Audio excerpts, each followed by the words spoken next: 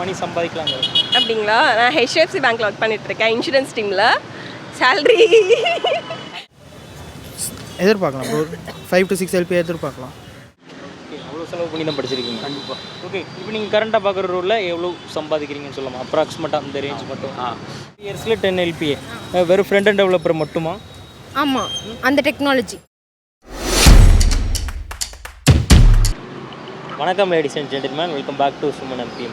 Today we are going to street interview asking Chenitis how much they make. Okay, let's get started. ரோலில் work பண்ணுறீங்க, product support bro. எப்படி அந்த லெவலுக்கு போனீங்க? அது கற்றுக்கிறது ஒன்றும் இல்லை ப்ரோ. கம்பெனியில் சேர்ந்து ப்ராடக்ட் சப்போர்ட்னா என்ன, ஆல்ரெடி இருக்கிற ப்ராடக்ட்ஸ்க்கு நம்ம சப்போர்ட் பண்ணுறது கிளைண்ட்ஸ்க்கு, அதுதான். ஸோ நம்ம உள்ளே போய் வேலை பார்த்தா தான் நம்மளுக்கே தெரியும் இது என்னென்னு. ஸோ எனக்கு ஃபுல்லாக புதுசு தான், நான் ஒன்றும் கற்றுக்கல, எதுவுமே பண்ணல. படித்த படிப்புக்கும் வேலை பார்க்குற வேலைக்கும் சம்மந்தமே இல்லை. ஓகே, காலேஜ் டிகிரி உங்களுக்கு அது ஹெல்ப் பண்ணலான்னு சொல்கிறீங்களா? பண்ணலை ப்ரோ. படித்தது ஈஸி, பண்ணுறது ஐடி. ஸோ அது அப்படி தான், நோ யூஸ். ஸ்பெசிஃபிக்காக நீங்கள் வெளியே வந்து தனியாக அந்த ஸ்கில்லை கற்றுக்கிட்டீங்களா இல்லை கம்பெனி தான் கற்றுக்கணும்? கம்பெனி தான், as and with the company எப்படி அவங்க என்ன ப்ராடக்ட்ஸ் எல்லாம் வச்சுருக்காங்களோ அதை பற்றி அங்கே ஆன் ஸ்பாட் லேர்ன் பண்ணி ஏதாவது இஷ்யூஸ் வந்தால் அப்படியே அவங்கள்ட்ட அப்படியே கற்றுக்கிட்டு அது சால்வ் பண்ணுறது தான் நம்ம வேலை. எவ்வளோ நாள் இருக்கும் நீங்கள் அதில் கரியரை ஸ்டார்ட் பண்ணி 1 year 4 months தான் இருக்குது. 2022 தான் கிராஜுவேட் ஆனேன். அதுக்கப்புறம் 22 அக்டோபரில் வேலை சேர்ந்தேன். இப்போ போய்ட்டு எவ்வளோ சேலரி எதிர்பார்க்கலாம் அந்த ரோலில்? பார்த்தீங்கன்னா எதிர்பார்க்கலாம் ப்ரோ. 5 to 6 LP எதிர்பார்க்கலாம். It depends, every company it depends.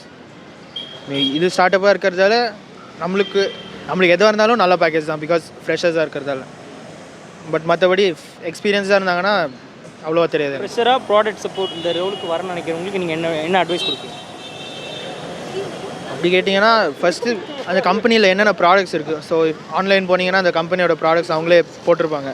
As in இந்த ப்ராடக்ட்ஸ் இருக்குது, அதெல்லாம் கொஞ்சம் படித்து அதோட பின்னாடி இருக்கிற என்ன டெக்னாலஜி யூஸ் பண்ணியிருக்காங்க, என்ன type of coding language use பண்ணியிருக்காங்க, இதெல்லாம் அவங்க பார்த்து அவங்க படிச்சுட்டாங்கன்னா கம்பெனி உள்ளே போன அப்புறம் கண்டிப்பாக தேல் ஹேவ் டு லேர்ன்.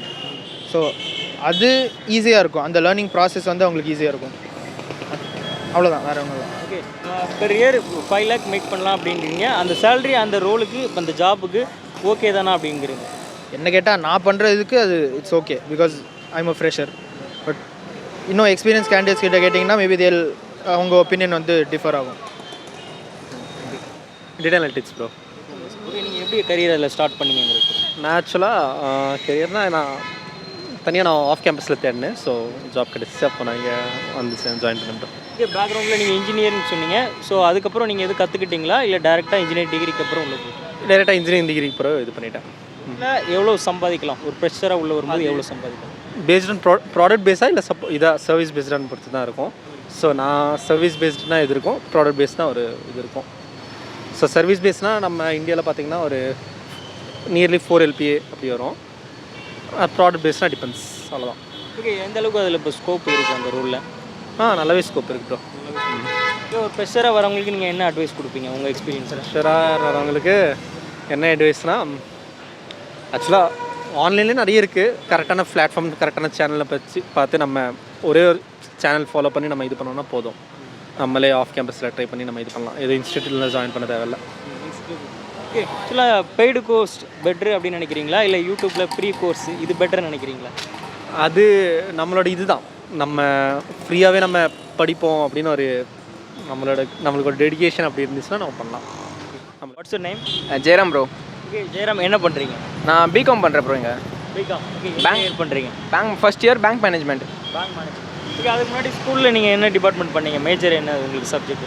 எனக்கு வந்து காமர்ஸ் ஸ்ட்ரீம் ரொம்ப பிடிக்கும். நான் காமர்ஸில் பார்த்தீங்கன்னா ஸ்கூலில் கூட டாப்பாக தான் இருந்தேன். அதனால தான் நான் இங்கே வந்துட்டு காமர்ஸ் ஸ்ட்ரீமில் வந்து பேங்க் மேனேஜ்மெண்ட்னு ஒரு இதுவாக இருக்கேன். ஓகே, பிகாமில் பேங்க் மேனேஜ்மெண்ட். அது ஒரு பர்டிகுலர் குரூப்பாக வருஷம். அதுக்கப்புறம் நீங்கள் என்ன வேலைக்கு போகலாங்கிற இது ஐடியா இருக்கா? இல்லை ப்ரோ, வேலைக்கெலாம் போகல. டிகிரி வாங்கிட்டு அப்பா பிஸ்னஸில் ஹெல்ப் பண்ண பார்க்குறேன். ஓகே, அப்பா என்ன பிஸ்னஸ் பண்ணுறாங்க, அதில் நீங்கள் எப்படி ஜாயின் பண்ணலான்னு? ஆமாம் ப்ரோ. சொல்லாமா அப்பா என்ன பிஸ்னஸ்? சாரி, நான் சொல்ல மாட்டேன். ஓகே மேம், உங்கள் பேர்? வான்மதி. என்ன பண்ணுறீங்க? வான்மதி எதுவும் பண்ணல, பேங்க்கில் ஒர்க் பண்ணிகிட்டு இருக்கேன். என்ன ரோலில் ஒர்க் பண்ணுறீங்க? ஸோ அது மூலமாக எவ்வளோ மணி சம்பாதிக்கலாங்க? அப்படிங்களா? நான் ஹெச்டிஎஃப்சி பேங்க்கில் ஒர்க் பண்ணிகிட்ருக்கேன், இன்சூரன்ஸ் டீமில். சேல்ரி அந்த ரேஞ்சு மட்டும் சொல்லுங்கள். இந்த ரேஞ்சிலேருந்து 30.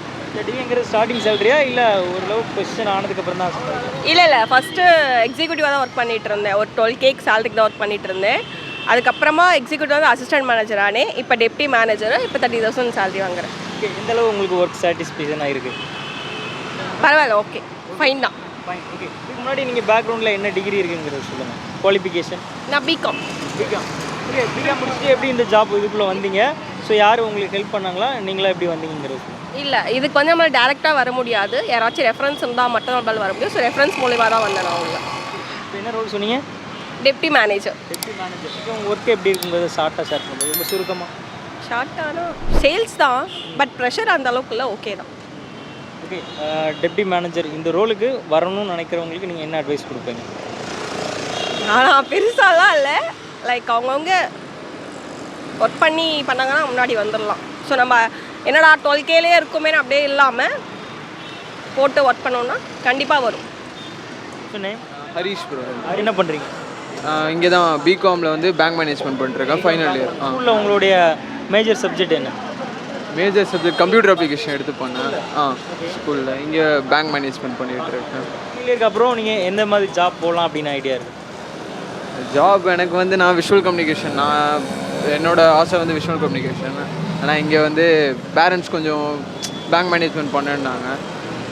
சரி, ஓகே, போக கொஞ்சம் ஓகே பழகிருச்சு. பேங்க் மேனேஜ்மெண்ட்டு நல்லா போயிட்டுருக்கு. விஷுவல் கம்யூனிகேஷன் நீங்கள் படிச்சிருக்கீங்களா இல்லை படிக்கணும்னு ஆசைப்பட்டீங்க? படிக்கணும்னு ஆசைப்பட்டேன். முடிச்சதுக்கப்புறம் மேபி எதனா ட்ரை பண்ணுவேன் ப்ரோ. முடிச்சதுக்கப்புறம் விஷுவல் கம்யூனிகேஷன் படிக்கணும்னு நினைக்கிறீங்களா இல்லை அது ரிலேட்டடாக அது ரிலேட்டடாக ஒர்க் பண்ணணும்.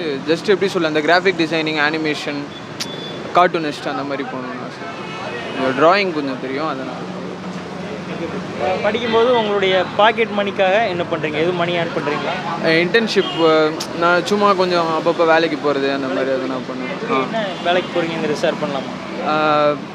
ஃபினான்ஷியல் செக்டாரில் சிஎம்எஸில் வந்து நைட் ஷிஃப்ட் ஒரு 1 month போனேன். ஒரு 1 month போனேன். அது எவ்வளோ நேரம் ஒர்க் பண்ணுற மாதிரி இருக்கும் டெய்லிலாம், வீக்லி? இந்த நைட் ஷிஃப்ட்டு காலைல 9 o'clockனா மார்னிங் ஒரு 6:30 அந்த மாதிரி விடுவாங்க. ஸோ நைட் ஃபுல்லாக அங்கே ஒர்க் பண்ணிவிட்டு அப்படியே காலேஜ் ஈவினிங் இங்கே வர மாதிரி. Night ஃபுல்லானா 9 to 6 morning, night 9 to morning 6? Morning 6:30. Full night ஃபுல்லாக ஒர்க் பண்ணுறீங்களா? 1 month ஃபுல்லாக அங்கே போனேன். அப்புறம் ஸோ எக்ஸாம்ஸ்னால இப்போ ஸ்டாப் பண்ணி வச்சுருக்கேன். முடிச்சுட்டு திருப்பி ஓகே, எவ்வளோ மணி ஏர்ன் பண்ணுறீங்க அது மூலமாக பெர் மந்த்து? மந்த்லி ஒரு 10K வரும், அவ்வளோதான். ஜெய்குமார். ஓகே, ஜெய்குமார் நீங்கள் என்ன பண்ணுறீங்கன்னு சொல்லுங்கள். நான் இப்போது 3D ஆர்டிஸ்ட்டாக இருக்கேன். ஓகே, அதுக்கு முன்னாடி நீங்கள் பேக்ரவுண்டில் என்ன குவாலிஃபிகேஷன் இருக்குது? ஆக்சுவலாக நான் வந்து 10th கம்ப்ளீட் பண்ணிவிட்டு அதுக்கப்புறம் ஒரு 6-7 மாதம் வந்து நான் வீட்டில் தான் இருந்தேன். அதுக்கப்புறம் தான் வந்துட்டு 3D படிக்கலாம் அப்படின்ட்டு கேம் டிசைனிங் படிக்கலான்னு கேம் டிசைனிங் படிக்கிறதுக்காக சென்னை வந்தேன். ஸ்டார்ட் பண்ணீங்க இங்கே 3D ஜாப்பை எப்போ ஜாயின் பண்ணேன்? 3D ஜாப் பார்த்தீங்கன்னா நான் 2021 தான் ஜாபுக்கு ஜாயின் பண்ணேன். இப்போ ஒரு 3 years ஆகுது. 3 years ஆகுது. ஓகே, 10th தான் படிச்சிருக்கிறத சொன்னீங்க. எப்படி இதுக்குள்ளே வர முடிஞ்சுது? அதுக்கு அந்த ஸ்கில்லெல்லாம் நீங்கள் எப்படி கற்றுக்கிட்டீங்க? ப்ரோ, ஆக்சுவலாக வந்து தான் ஸ்டார்டிங்கில் இந்த கேம் விளையாண்டதில் தான் பெரிய இன்ட்ரெஸ்டே ஆச்சு. ஸோ அதுக்கப்புறம் வந்துட்டு இன்ஸ்டியூட் படிக்க நான் 2 இன்ஸ்டியூட்டில் படித்தேன். ஃபஸ்ட்டு வந்து அனிமேஷன் விஎஃப்எக்ஸ் படித்தேன். செகண்டு விஆர் கேம் டிசைனிங் படித்தேன். ஸோ இதை வச்சு நான் வந்துட்டு இப்போ ஒரு 3D பண்ணுறேன். பட் நான் படித்ததுக்கும் நான் இப்போ ஒர்க் பண்ணுறதும் வேறு டிபார்ட்மெண்ட். நான் கேம் டிசைனிங் படித்தேன். இப்போ வந்து ப்ராடக்ட்டில் 3D ஆர்டிஸ்ட்டாக இருக்கேன், இ-காமர்ஸ் சைட். ஓகே, எங்கே கற்றுக்கிட்டீங்க? பே பண்ணி கற்றுக்கிட்டீங்களா? பெய்டு கோர்ஸ் இதில் வந்துட்டு 1.5 year படித்தேன். ஃபஸ்ட்டு 1.5 year வந்துட்டு 1,50,000. செகண்ட் 1.5 yearக்கும் 1,50,000. ஓகே, அவ்வளோ செலவு பண்ணி தான் படிச்சிருக்கீங்க. கண்டிப்பாக. ஓகே, இப்போ நீங்கள் கரண்ட்டாக பார்க்குற ரோலில் எவ்வளோ சம்பாதிக்கிறீங்கன்னு சொல்லலாம், அப்ராக்சிமேட்டாக அந்த ரேஞ்ச் மட்டும்? இப்போ நான் வந்து 3 years ஆகுது, 25 வாங்குகிறேன். இது ரொம்ப கம்மி. ஆனால் சென்னையில் இவ்வளோ தான் கிடைக்கும்.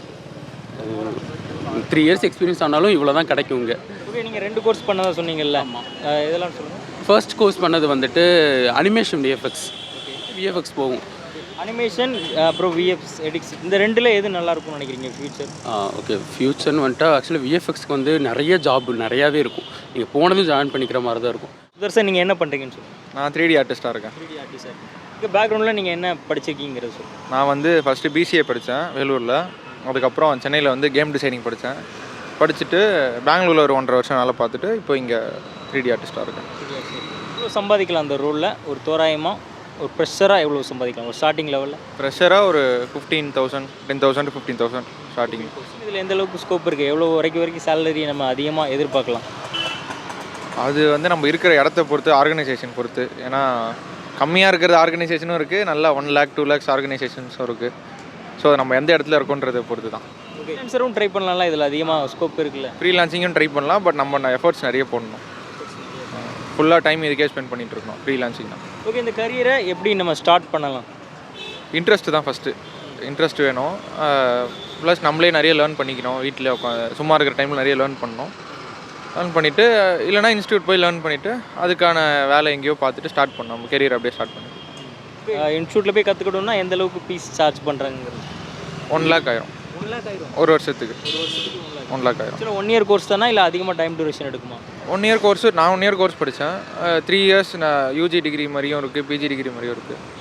ஸோ 1 year கோர்ஸு 1 lakhs ஆயிரும். ஸோ இது எதில் நாங்கள் பார்க்கலாம்? கன்சியூமரை நாங்கள் எதில் பார்க்கலாம் உங்களோட ஒர்க்கை? அமேசான் ஆப்பில், வெப்சைட்டில், அப்புறம் அந்த மாதிரி இப்போ ஃப்ளிப்கார்ட், அமேசான் அந்த மாதிரி வேறு ஏதாவது கன்சியூமர் வெப்சைட்டில் நீங்கள் பார்க்கலாம். So name? ஜெயகிருஷ்ணா. ஓகே, உங்களை சுருக்கமாக நீங்கள் அறிமுகப்படுத்திக்கங்க. ஆக்சுவலாக வந்து நான் வந்து பிறந்தது ஆந்திர பிரதேஷ் தான். ஸோ அப்புறம் வந்து அப்பா இருக்கிறதுனால வந்து நான் வந்து இங்கே சென்னைக்கு வந்துட்டேன். சென்னையில் சின்ன வயசு ஃபுல்லாக அவங்க படிச்சுட்டு இருக்கேன்.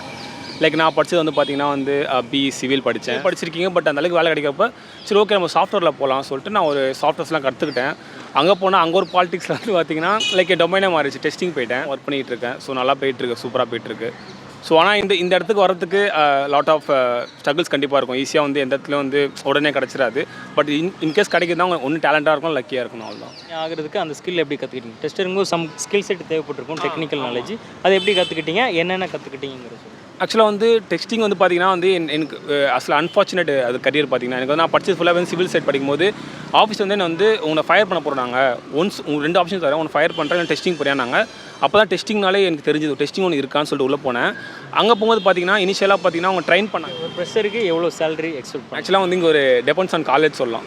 இப்போ வந்து ஆன் கேம்பஸ் சொல்கிறாங்க பார்த்தீங்களா. இப்போ நீங்கள் இன்கேஸ் சம் காலேஜ் போட்டிங்கன்னா வந்து ஸ்டார்டிங் 50,000 கொடுக்குறாங்க, 60,000 கொடுக்குறாங்க. பட் எனக்கு பார்த்தீங்கன்னா வந்து எனக்கு எந்த காலேஜுக்கு எனக்கு வந்த காலேஜில் பிபிஏ தான் வந்தது எனக்கு பார்த்தீங்கன்னா. அப்படி இருக்கிறப்ப நான் தான் அப்ஸ்கில் பண்ணேன். ஸ்டார்டிங் சேலரி பார்த்தீங்கன்னா லைக் ஸ்டார்டிங்கே பார்த்தீங்கன்னா ஒரு 12K கொடுப்பாங்க, அவ்வளோ தான். 12K அப்போ பத்துருச்சு. பட் இப்போ வந்து 8K தராங்க. நான் நிறைய பேருக்கு வந்து ரெஃபர் பண்ணி தான் இருக்கேன். அப்படி இருக்க போது ஸ்டார்ட் ஆகும்போது 8K தராங்க. அதெல்லாம் எப்படி 10 தெரியல உங்களுக்கு. பட் ஆனாலும் சுச்சுவேஷன் கோசம் போகிறாங்க. ஒரு ஃப்ரெஷர் லெவலில் பார்த்தீங்கன்னா 50,000. இப்போ டீச்சர்ஸ்லாம் பார்த்தீங்கன்னா ஸ்டார்டிங் டிஜிட்டல் பர்சன்ஸ் இருக்காங்க. அவங்களுக்கு வந்து பார்த்தீங்கன்னா ஃபஸ்ட்டே 50K வாங்குவாங்க. அதில் வந்து நார்மல் இருக்காங்க. நார்மல் வந்து பார்த்தீங்கன்னா ஒரு 36-30K வாங்குவாங்க. இன்னும் ஸ்டார்ட் அப் கம்பெனி போனீங்கன்னா வந்து 12K வாங்குறாங்க, 18K வாங்குறாங்க, 8K வாங்குறாங்க. சேலரி வாங்காமல் இருக்காங்க. ஸோ டெபெண்ட்ஸ் அவங்க எங்கே போய் ப்ளேஸ் ஆகிறாங்க, அதுக்கேற்ற மாதிரி சேலரி சொல்லலாம். சாஃப்ட்வேர் டெஸ்டராக கரியரை ஸ்டார்ட் பண்ணணும் அப்படின்னு நினைக்கிறவங்களுக்கு நீங்கள் என்ன அட்வைஸ் கொடுப்பீங்க? ஒரு ஃபீல்டுக்குள்ளே போகிறோன்னா அது நமக்கு ரிலேட்டடாக இருக்கா, நம்மளால் பண்ண முடியுமா, அது நம்ம ரியல் டைம் பண்ணியிருக்கோமா சொல்லிட்டு தான் நம்ம இதில் போக முடியும். பட் நான் போகும்போது புதுசாக போனேன். பட் இன்கேஸ் அது ரிலேட்டடாக வந்து நான் ஹேண்டில் பண்ணி யாராலும் டெஸ்டிங் பண்ணலாம் ஆக்சுவலாக வந்து. ஆனால் பட் அதில் இருக்கிற வந்து மெத்தடாலஜி வந்து தெரிஞ்சுக்கணும். என்ன இருந்தாலும் வந்து ஒரு ஐடினால அவங்க ஸ்ட்ரக்சர் வச்சுருப்பாங்க, அவங்களோட மெத்தடாலஜி வச்சுருப்பாங்க. அதை படித்து நம்ம போகிற மாதிரி தான் இருக்கும். இப்போ எந்த அளவுக்கு ஸ்கோப் இருக்குது சாஃப்ட்வேர் டெஸ்டரில்?